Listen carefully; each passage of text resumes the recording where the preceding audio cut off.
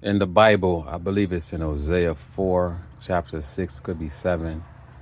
It states, and I'm paraphrasing, my people are destroyed for lack of knowledge. Now, I was in a supermarket the other day. Actually, it was Walmart. And I was getting something from out of the aisle. I was getting some oil to do an oil change on one of my vehicles. And I overheard this melanated female. I don't like to use the word black because we're not black with different shades of brown, like that dirt over there. I overheard this female talking to her friend, saying, I guess she was talking about some dude that approached her, and she was like, "Man, this dude is a cornball. He's lame." She used the word lame. I haven't heard that word in a long time.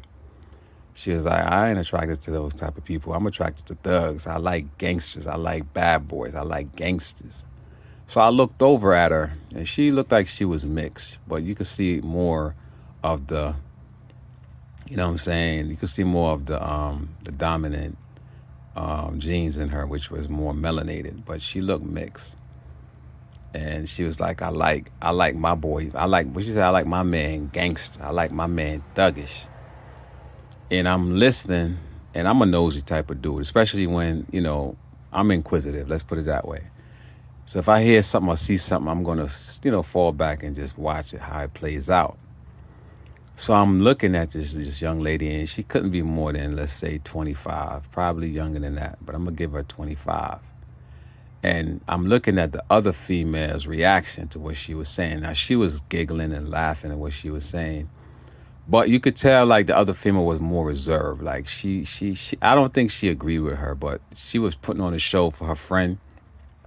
I noticed that her friend was just giggling. She didn't respond like, "Yeah, I like him thuggish too." She didn't say that. She was giggling and looking. But I have this thing about me, family, that I'm very intuitive, right? I can have a discerning spirit. I can literally look at someone and read them. A lot of times, I remember back in the days when I used to be around people, and I have this particular stare. And they'd be like, "Man, why are you looking at me like that, man?" And I'm literally reading this person. Sometimes I could pick up on some negative energy. Sometimes I could pick up on some emotions that they're going through. You know what I'm saying? It was weird. I still have it today, but not as much as when I was like in my teens. And when I was in my teenage years, man, I used to be so intuitive. I used to actually tell people that, I know you're going through some stuff. I used to sometimes pinpoint some of the stuff that they were going through, and they was like, "How you know about that? Who told you?" You know what I mean? And it wasn't that. It was just the Most High gave me that kind of blessing. So I'm reading the other female, and I could tell immediately that she wasn't feeling what she was saying. So then I thought about what she was saying. I said, she says she like her man gangsters and thuggish. And the first thought that came to my mind, like most of these dudes that go out there gang banging and thugs and whatever, right? They came from broken homes. That's what they was taught. You know what I'm saying? They're a product of their environment. And I have daughters, and I said to myself, I would never want my daughter to be with a thug. Now, my oldest daughter, I wouldn't say her baby daddy is a thug. He a wannabe thug, but he have a lot of morals. He works, and he's very flashy, drive nice car, whatever. Try to, he wear a lot of nice clothes. But is he a thug? Nah, because I read him. He a wannabe thug. He want to be a part of the crew, but he's really not a thug. He's really a nice guy. So that's one of the reasons why I accept him as my son-in-law, even though they're not married. But sex is marriage anyway, in the Hebrew faith. And I'm saying to myself, like my youngest daughters, right? I would never want them to have a thug because, like I said, most of these so-called thugs came from broken homes. They came from abuse. You know what I'm saying? Physical abuse, mental abuse, emotional abuse. They don't know how to solicit or give back. You know what I'm saying? Good emotions or reinforce good behavior towards a woman or exhibit good behavior towards a woman, treating a woman right, because they came from broken homes. Most of their parents was on drugs. You know what I'm saying? They see a lot of things, they experience a lot of things. So I wouldn't want that type of person for my daughter. This is why I can't wait for us to go back into the kingdom where everything is going to go back to order. You know what I'm saying? Where back then, before a woman was taken as a bride, the father had to meet the man that decided he wanted your wife. I mean, he wanted your daughter as his wife, And you have to make a judgment call whether you're going to allow him to come into your daughter's life. You know what I'm saying? He would, first of all, he would have to be righteous. You have to do like a background check on him and his family to make sure that he's righteous. You know what I'm saying? And he have some kind of wealth, because you don't want to marry off your daughter into poverty. So that's how it went back in the days. You know what I'm saying? And then once you agreed, you would give him what's called a diary, like a white sheet, and that would when you consummate the marriage, which is sex, right? She would bleed on the sheet, and then they would bring back the sheet to the dad, and the dad would have that as a diary showing that his daughter was a virgin. So I can't wait for us to get back into that, dispensation. So it really stuck with me for like half of the day, because I do see where you have a lot of these females. They themselves came from broken homes, right? They themselves are a product of their environment. So they see their dad abuse their mom, thugging it, gangstering it, whatever. So that's what they're used to. So maybe that's what she grew up seeing, because I don't think a good girl, a good rounded individual, young lady, is not going to want somebody like that. Now, I do understand opposite attract, right? You do have some good girls, want some bad guys, want somebody that they know that, is going to protect them or whatever. But these so-called gangsters, these thugs that these females are trying to seek after, right? What's really going to be the outcome? Because let's say they get angry at you as a female. They get angry at you as a male, towards you, right? And then you say something to them they don't like. They're going to react the same way how they would react on the street to a dude that says something they don't like. They're going to abuse you. They're going to physically abuse you, verbally abuse you. So is that what you really want? You know what I'm saying? And again, a lot of these females are used to that. They grow up seeing their mother get abused by their dad or their boyfriends or whatever. So it's something that they're accustomed to seeing. I remember when I was younger. I remember when I was like, I think I was 18? No, I was actually 16. And I was dating this older girl, right? Older woman, right? Because I was attracted to older women. I wasn't attracted to young girls, because to me, young girls didn't bring nothing to the table. And she was a lot older than me. I'm not gonna give away the age, but I was like I was 17. I'm sorry, I was 17 years old, because I was working at the airport. So I was 17 years old, going on 18, and I was dating like a 20. I'll give her the age. She was like 21. She was like 21 years old, and I remember we got into an argument. Like, I had some money stashed away. She found the money. She basically stole the money from me, right? And I asked her, I said, why did you take the money? Why didn't you just ask me for some of the money? Because that money was supposed to go towards something. I was in the process of purchasing a car. And she said she needed it for her kid, for her son. So when with her daughter at the time. No, she said she needed it for her son. It sent to Jamaica for her son. That's what she said. So I was like, okay, well, you could have asked me instead of taking it, stealing it from me. She said, well, I didn't really steal it because you're my man and whatever. I said, yeah, you did, because it was stashed and it didn't belong to you. I said, I give you your money every week. When I get paid, I give you what I think you should get. Because I was 17. I was very responsible. And I was taking care of a 21-year-old woman. I think she was 21 or 22, but she had a son already when she was younger, like 15. And I used to give her money. But this particular money, I wanted to purchase a car, and I stashed it underneath the drawer, and she went and found it, and she literally took all of it. She didn't even take some of it. She took all of it. And I was angry. And you could tell, like, the way she looked at, like, okay, now I guess she's going to beat my ass, right? And I said, that's messed up. I said, I said, I don't even want to see you no more right now. I said, I don't want to see you for the rest of the day. She said, what do you mean? So I started to walk away from her, just to walk off the situation. And she kept blocking me, like, where you going? Where you going? Where you going to find another bitch? I said, nah, I'm good. I just don't want to be around you right now, because I'm angry. And I'm just have a person like this. I don't like to be restrained. I hate being restrained. And it came from when I was younger. I'm going to give you a quick story. When I was like around 7 years old, we used to walk to school, walk to and from school. And there was this big refrigerator box. They delivered a refrigerator and had this big refrigerator box outside in front of a yard. We would pass this yard, this house. And you know how kids like to be, rambunctious, play around and stuff like that. So I remember me and two other kids went inside of the box, just, being kids, 7 years old, 8 years old. Actually, I was 8 years old at the time.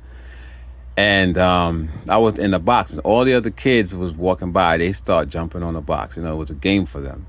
And I remember being in the box and all these kids piled on top of the box and it was laughing and I'm in the box and I'm getting claustrophobic and literally I couldn't breathe. And I'm knocking the box, say, hey, get off the box. And I was from Jamaica, you know what I'm saying? So my accent was kind of fucked up for them anyway. And I'm like knocking on the box, like, get off the box, I can't breathe, I can't. And they literally pop, but it was a game for them. They didn't realize the danger of it.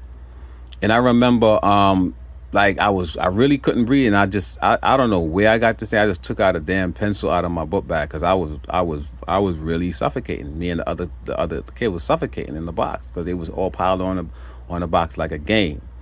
And I just took out the pencil and I just started stabbing up the box, like stab the box, and they was like, ow, ow, ow. That's how I got some of them to jump off. And when they realized they was getting poked and shit, they said, "Oh, there's something on the box," and then everybody started jumping off the box. And I heard this lady out of nowhere. She came and she said, "Get off the box, get off the box." I guess she saw what was going on, and she came and she rescued us. And we was hyperventilating. We was literally losing oxygen. So for me, I don't like to be restrained. I feel like when somebody hold me down, or hold me against my will, it's like restrained. It kind of bring me back to that's trauma, because for me that was traumatizing, being in that box. So anyway, she's blocking me from leaving. I'm like, what are you doing? I said, get out of my way. I said, I don't want to be around you right now. She's blocking me, restraining me. So I pushed her away from me, right? And she came back to me and she just grabbed me and she was all in my face. And this is what she said to me. She said, you want to hit me? I said, I hit you. I said, why would I want to hit you? She said, it's okay if you hit me. It's okay if you hit me because I know you're mad. I'd rather you hit me than for you to leave out and try to go find someone else. I said, I'm not trying to find. I said, why would I hit you? And it was kind of weird for her to say that to me. You know what I'm saying? Because I see my mother and father argue, and my father would dare put his hands on my mother because my mother was strong. She was a strong-willed woman. She was shit. I remember when my father used to beat our asses and shit. She used to step in and grab. I remember she grabbed a pot off the stove. It wasn't hot, and she just was about to beat the shit out of my father, and he ran. Because my father used to be over excessive, especially when he drank. And this is one of the reasons why I don't put my hands on women. I don't hit my kids, because I remember when I was younger, my father used to just beat us for no reason, because he was, I wouldn't call him an alcoholic, but he used to drink a lot. So I guess he was an alcoholic, right? So the reason why I'm talking about this is that she actually wanted me to hit her because that was what she was used to. And I remember her saying to me, I'm surprised you didn't hit me. If that was my other kid's father, he would have beat the shit out of me. That's what she said.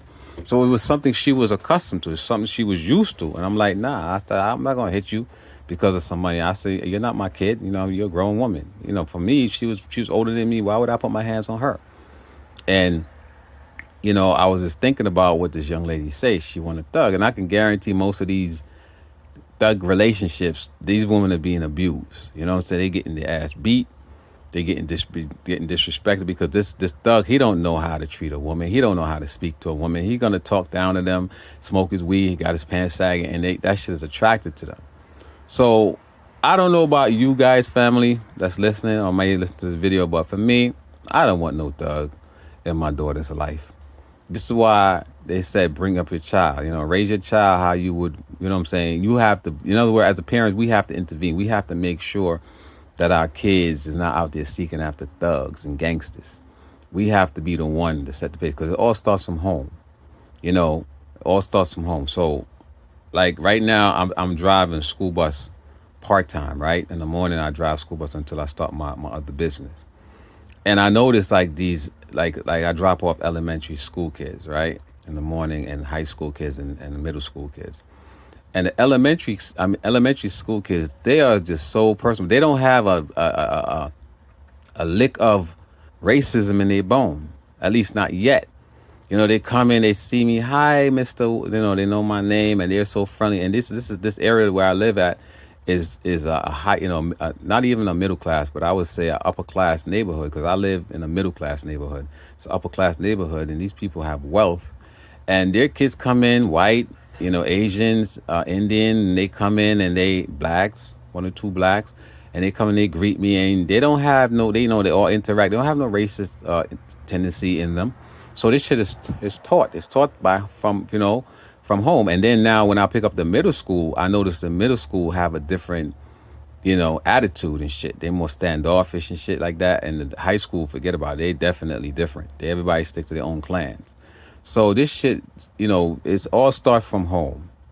When you see these little youngsters outside wilding out, thugging it, doing whatever, these females out there wearing skimpy, it all comes from their upbringing. Their parents allow them to do what they do. And like in my household, that shit don't fly.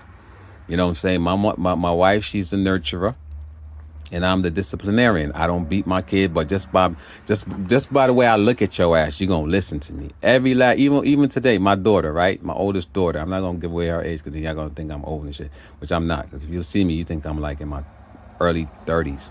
But even to this day, my oldest daughter, she has a son, a 4-year-old. She have another one on the way, and even to this day, she referred everything. She said, "Yes, Dad," "No, Dad."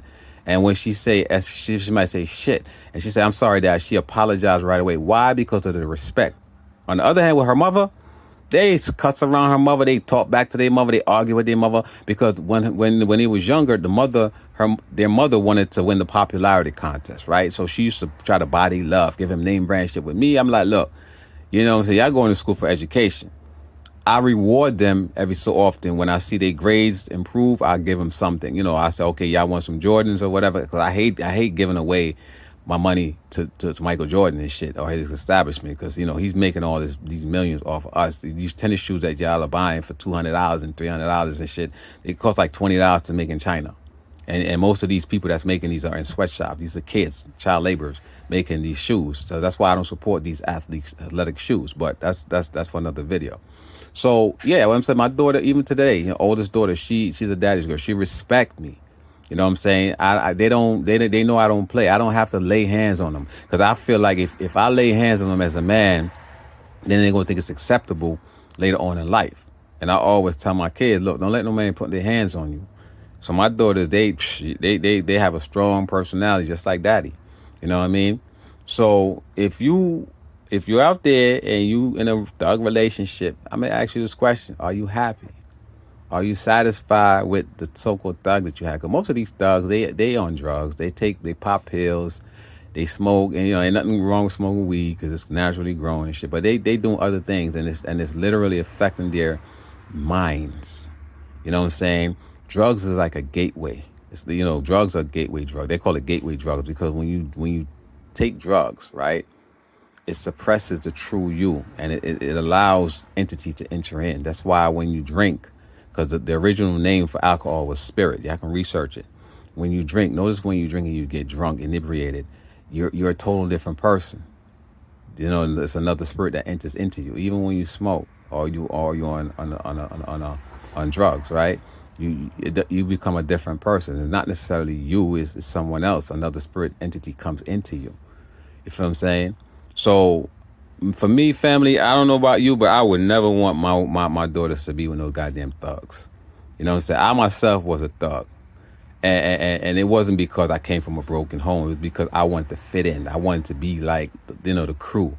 You know what I'm saying? Maybe because I had low self-esteem, and I felt like if I run with this crowd, I would get the attention that I wasn't getting from home, because when I was younger, I was very secluded. I'm a twin. My brother was more outgoing. I was more the one to fall back and just watch what was going on. I was quiet. I was more reserved. You know what I'm saying? It's not until I became like a teenager that's when I became more outspoken, and you know what I'm saying. But when I was younger, I was very reserved. I was quiet. I was a sad child. I don't know what was going on, and it was because I didn't get the attention. Well, we didn't get the love and attention from our mother and father, because our parents came from the West Indies. They used to like hardship, right? Going through hardship. So, and they themselves didn't get any love. I told y'all about my mother. She grew up in foster home. She's half white. And she was mentally abused and emotionally abused when she was younger by her caretaker, by the woman that adopted her, because the woman that adopted her had kids. It was like a Cinderella story, right? She had darker skinned kids, and because my mother was, high color, and she looked white, she had gray eyes or whatever, so they hated on her. They literally hated on her, and they used to treat her like shit. And so she didn't know how to express love to us. Love for my parents was taking care of us, putting food on the table, putting clothes on our backs. You know what I'm saying? Ain't nothing wrong with that. So that's why me as a dad, I grew up taking care of my kids. Because my father and mother, they're separated, but they was in the same household. They was a unit. They co-parent us, right? So that's what I grew up seeing, two-parent household, and that's one of the reasons why I take care of mine. Even though I'm not with my kids, my other kid's mother, I made sure that I took care of business. They all came over every weekend. They come over. They all get together. Everybody there's no half brother, half sisters. Everybody's just brothers and sisters. That's it. That's how I grow my clan. You know what I mean? And I want to talk about one more thing before I close out, right? I want to talk about polygamy. Now, I know a lot of y'all are against polygamy because we was taught in Western society to only have one wife. But polygamy is permitted.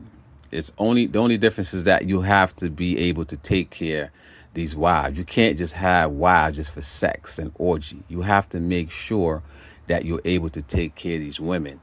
And the reason why I'm bringing this topic up, because sometimes you may have just one wife and she has several kids and she's burnt out, taking care of these kids. So by having more than one wives, it helps out. Now, do I have more than one wife? My wife ain't gonna have it. Would I want to have more than one wife? Absolutely, because it helps the family unit. You know what I'm saying? But I know in this dispensation, it's not going to be allowed, and especially my wife ain't having that shit because she got that Western mentality. But for those of you who are out there, right, having more than one wives, having orgies, and just for sexual purposes, y'all gonna reap what you sow. You know what I'm saying? In the end, the Most High is going to judge y'all because a lot of y'all not doing it the right way. A lot of y'all don't even know how to take care of one woman, much less to have more than one woman. You know what I'm saying? So if y'all practicing polygyny out there and y'all just out there just having women just to have, so y'all can have some, for sex or whatever, y'all have a day of reckoning that's coming. You know what I'm saying? Because the Most High is going to judge y'all.